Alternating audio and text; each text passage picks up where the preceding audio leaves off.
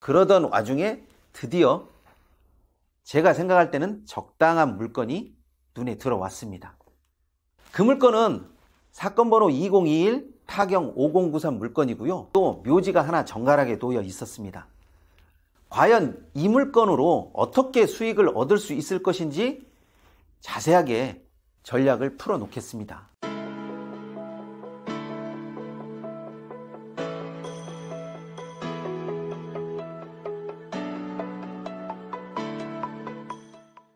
경매수골 현미경의 치우입니다. 먼저 구독과 알림 설정은 잊지 마시고 꾹 한번 눌러주세요. 구독자는 항상 제가 유튜브를 제작하는데 원동력이 됩니다. 또 현미경 단체 톡방에서 올라오는 경매 정보, 부동산 이야기, 그리고 유튜브 뒷이야기까지 모두 함께 해보시기 바랍니다. 그냥 가만히만 계셔도요, 어느 정도 기본적인 지식은 습득할 수 있다라고 봐요, 저는. 자, 묘지가 있는 땅이 경매로 나왔습니다.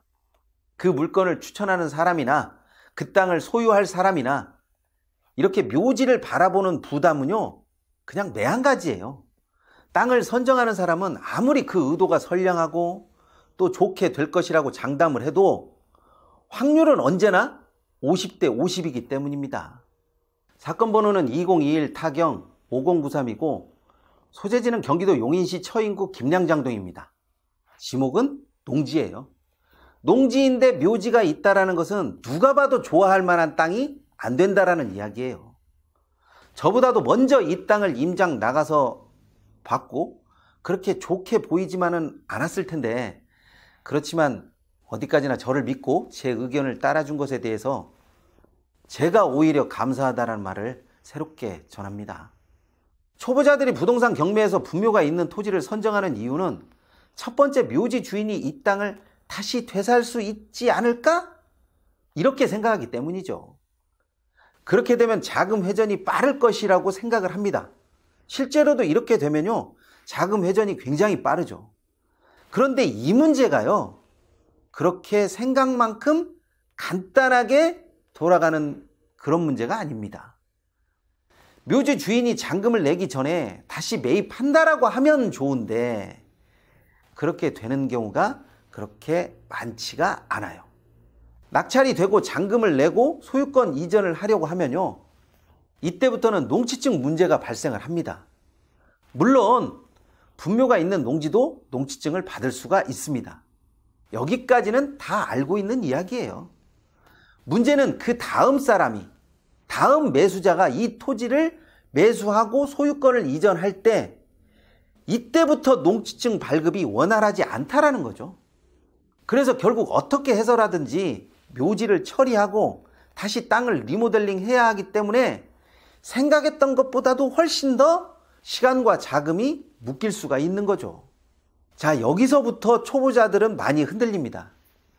우선 저렴해서 묘지가 있는 땅을 낙찰 받았는데 막상 낙찰 받고 보니까 길도 없고 묘지는 천덕꾸러기로 보이고 묘지를 치운다고 해도 별 뾰족한 수는 나타나는 것 같지도 않고, 아무튼 가격이 저렴하다라는 것 빼고는 모조리 마음에 들지가 않습니다.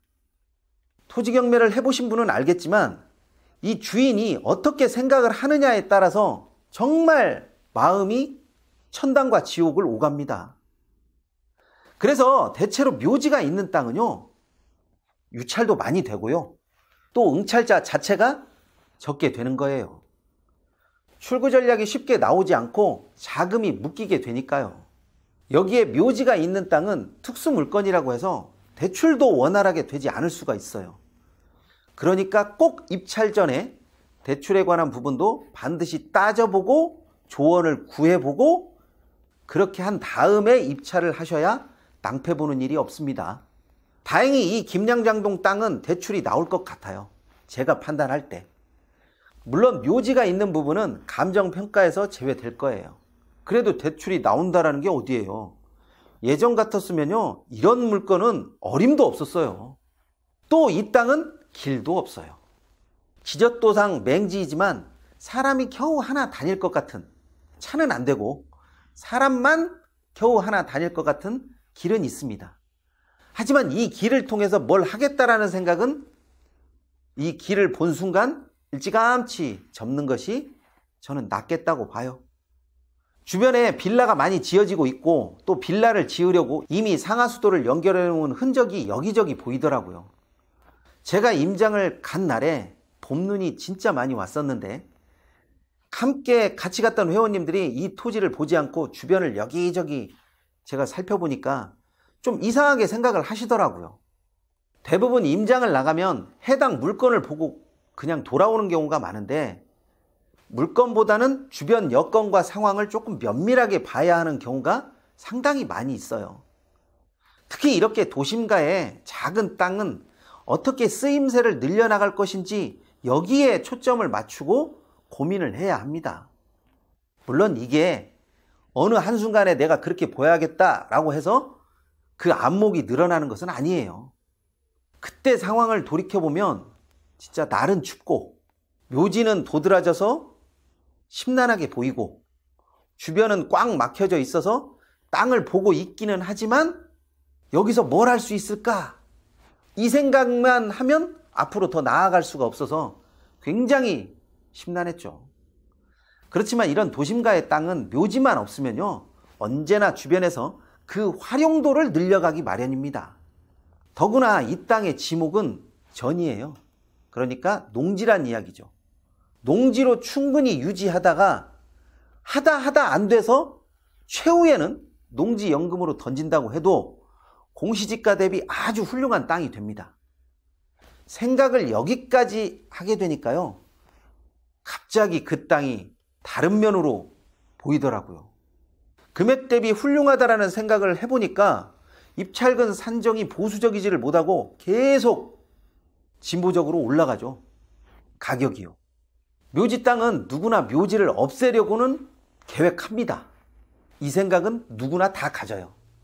그 계획이 단기간에 쉽게 이루어질 수도 있지만 그렇게 되지 않을 수도 있기 때문에 장기 계획을 세워야 할 때도 분명히 있어요. 누구는 농지증을 어떻게 했냐고 물어보시는 분도 있을 텐데 경매 낙찰이 되었다고 소유권 이전이 바로 되는 것은 아니기 때문에 농지증은 그냥 편하게 원상복구계획서 하나 작성하고 쉽게 받을 수 있습니다. 경매나 공매 낙찰자는 여기에서 막히는 일이 최근에는 거의 없어요. 입찰일에 이 물건의 입찰자는 총 4명이었어요. 입찰자가 많고 적고를 떠나서 이 4명은 묘지 넘어 그 이상의 수익을 본 것이기 때문에 저는 굉장히 대단하다고 생각을 합니다. 낙찰 가격은 6,700만 원 정도입니다. 대출을 받고 잔금을 납부해서 소유권을 이전하면 끝나는 거죠. 그 이후에는 저 묘지를 없애기 위한 밑작업을 하면 됩니다. 묘지 주인을 찾아봐야 되고 협상을 할 것이고 또 협상이 안 되면 소송으로 갈 수도 있는 거죠. 그런데 또 모르죠. 묘지 주인이 나 이장비 많이 줘라. 그러면 묘지 이장하겠다. 이렇게 이야기할지도 모르겠네요. 협상이 틀어지면 그때 소송을 할 것이고요. 제대로 땅을 사용하지 못하기 때문에 반드시 지료 청구도 할 겁니다. 어떤 식으로든 지목이 농지인 곳에 묘지는 어울리지도 않고 맞지도 않기 때문에 누구든 이 묘지를 없앨 궁리를 할 겁니다.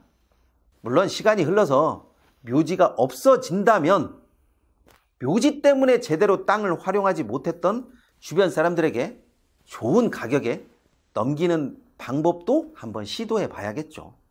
이때도 좋은 가격에 땅을 사려는 사람이 나오지 않을까요? 저는 나올 수 있다고 생각을 합니다.